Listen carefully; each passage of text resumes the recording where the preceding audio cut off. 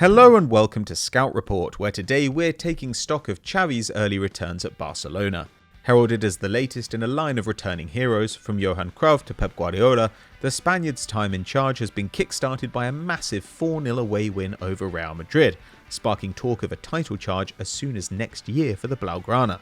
But what exactly has Xavi done to get the Catalan Giants back on track? Here are 3 ways the former midfielder is reinventing his old side.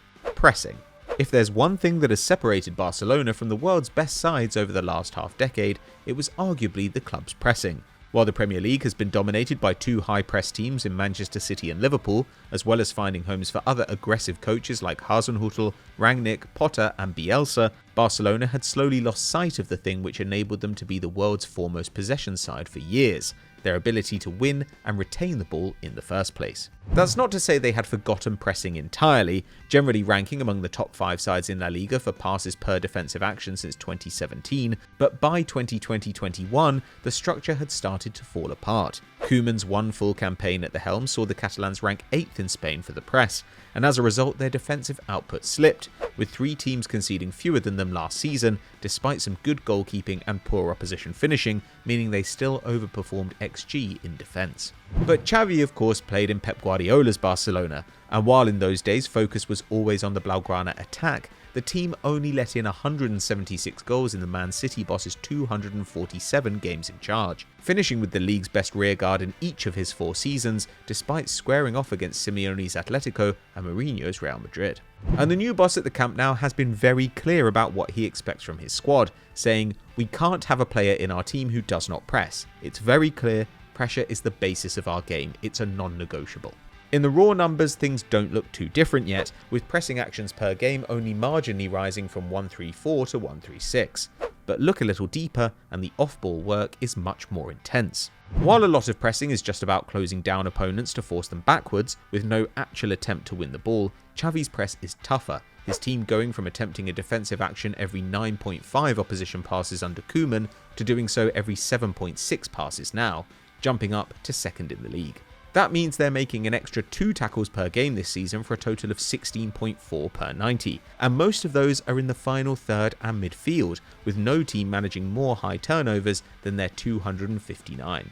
When they beat Real Madrid 4-0 at the Bernabeu in March, the Blaugrana closed down Real 29 times more than Real pressed them, and made more tackles in the final third than their rivals, despite having 60% of the ball. And if they can't win the ball cleanly, they're happy to incorporate another Pep tactic, rotational fouling, with an extra 4 fouls a game compared to last year, going from the lowest in the division to a higher rate than all their top 6 rivals. It may not sound like much, but it gives opponents less of an opportunity to establish possession against them, another trend you can see in the numbers. Looking at deep completions, passes completed within 20 yards of goal, only Emery's conservative Villarreal and Atletico Madrid let opponents move the ball around the final third less than Xavi's Barca. And while they are conceding marginally more shots than last term, though still just 9.6 a game, better than everyone except Atleti, those shots are half a yard further out on average, meaning Barca have gone from allowing 1.04 XG per 90 to 0.95. That takes them from 6th to 2nd in Spain, and if it sounds like a small difference, it's the gap between conceding 40 goals and 36 across the full season, more than enough to change a title race. Essentially, Xavi's Barcelona is more modern, more physical, more resilient, and more unpleasant to play against than any Barcelona side for years, and it's all the better for it. But if that's what they're doing off the ball, what's the plan with it? Width. While Pep's style of football may have evolved into a more cross-heavy approach since he arrived in England, his Barca side almost never swung the ball into the box. During his time managing the Blaugrana, Barca ranked 3rd bottom of the league for chances created by crossing, and though that shifted temporarily under Luis Enrique, both Setien and Valverde ignored the flanks too, with the result that over the last decade, the club has generally placed in the bottom 3 in Spain for generating attacks down the wings. But under Xavi, that started to change. With 15 crosses per game this season, the club attempts more than any Spanish side and has made a massive leap up from their 10.8 per 90 last year, which ranked 4th bottom. That means they've gone from just 10% of their passes into the box being crosses to a massive 22%. And while chances created via this method bottomed out at 1.6 a game 4 years ago, they now manage double that to sit joint 2nd in La Liga, with only Rayo Vallecano ahead of them. Of course, this may be a temporary fix rather than Xavi's ideal system. When the team lost Leo Messi in 2021, they didn't just lose their top scorer but their best creator too. And while they remain top of La Liga for through balls each match with 1.8, that's still a massive 0.6 down on their insane 2.4 last season. And overall, they pass into the box 4 times fewer each match, though we'd expect a fitter Pedri to help there.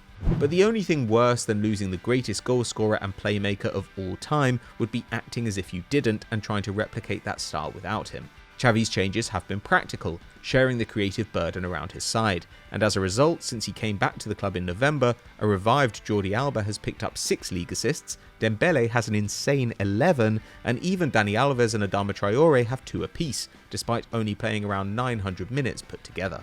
In time, we might expect to see more goal creation come from central positions, but the setup is likely to remain similar, with Xavi, like Pep, instructing his team to form an attacking line of 5 in possession, often giving them a man advantage over back 4 opposition, and if not, isolating tricky wide players like Dembele and Fati against fullbacks, while leaving space for off-ball runners like Aubameyang, Torres and even Frenkie de Jong to burst forward into the box. And that takes us on to the final, and most important, part of Xavi's plan: positional play.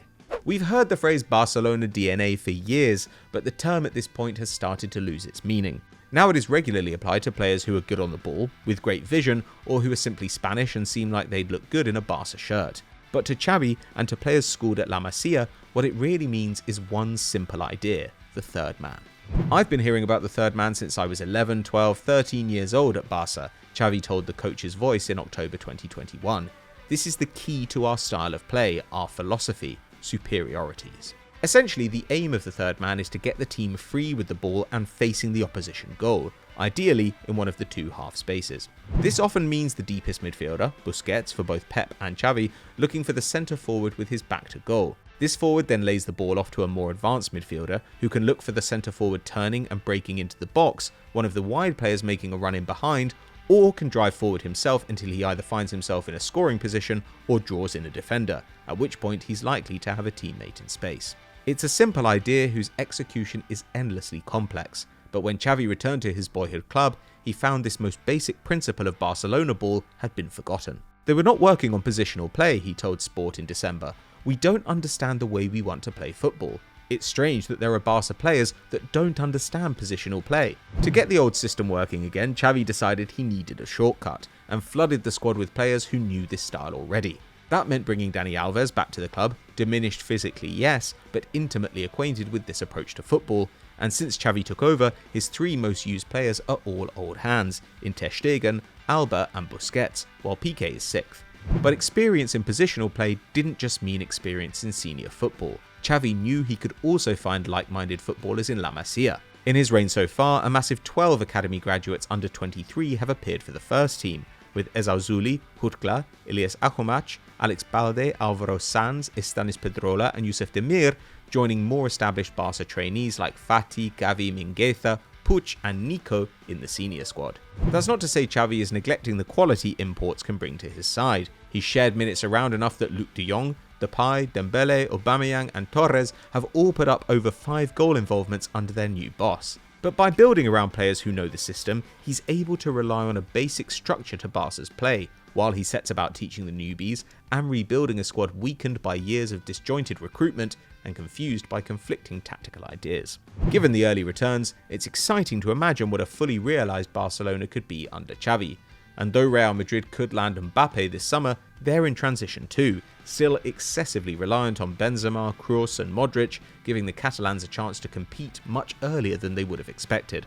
Having lived in the past too long, it's ironic that it falls to one of Barca's greatest former players to lead them into the future. But if there's one place that can work, it's the Camp Nou. So that's our take on Xavi's return to Barcelona, but what do you think of the Spanish schemer's time in charge? Let us know in the comments below. If you enjoyed this video, drop us a like and subscribe to the channel, hit the notification bell, and you'll never miss an upload. We'll see you next time.